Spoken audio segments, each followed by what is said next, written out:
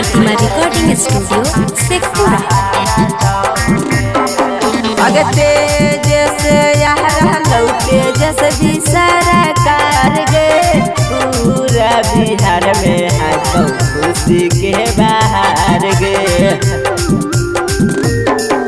अगर तेजस तेजस भी सरकार गे पूरा बिहार में है तो खुशी के बाहर गे।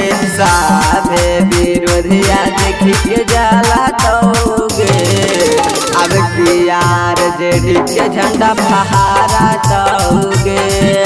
अगर साधे विरोधिया देखी के जाला तो गे अब की यार जेडी के झंडा लहरा तो गे।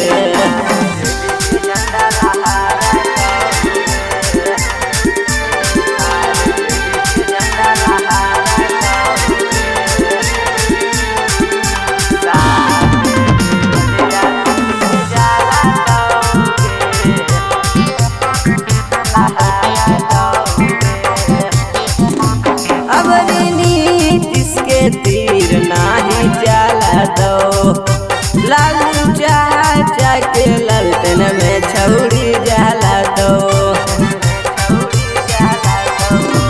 अब नीतीश के तीर नाही चला दो लालू चाचा के ललटन में छौड़ी जाला दो।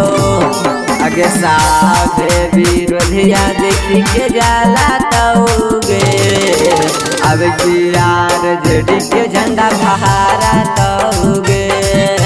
साधे विरोधिया देखी के जाला तो गे अब की यार जेडी के झंडा लहरा तो गे।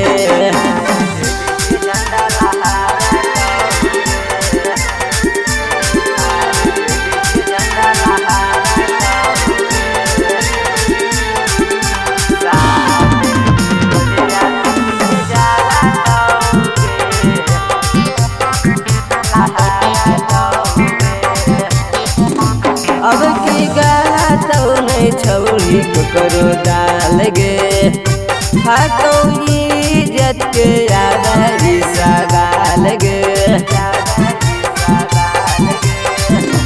अब की गला तो नहीं छौड़ी करो डाल गे हाथों इज्जत के याद सगाल गे। आगे साथे विवेकवा चला तो गे लालू चाचा के झंडा फहरा तो गे।